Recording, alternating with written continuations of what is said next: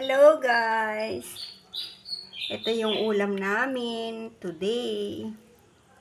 Sinigang na pampano. Paano ba siya pasasarapin? Siyempre, gulay at sariwa. Tsaka kailangan may kasamang sili. At tsaka pinamitas ko sa aming bakuran yung talong. Tapos, pinakamasarap na isda at pinakamahal, pampano. Yan.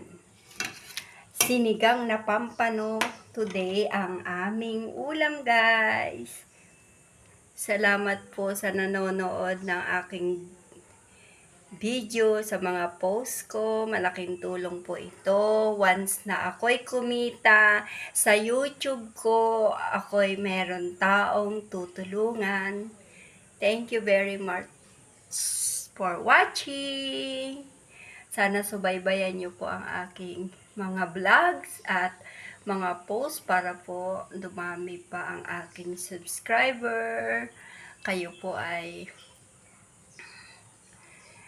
malaking biyaya sa akin sa pagsubaybay nyo sa aking bawat post at sa bawat panonood ng aking video.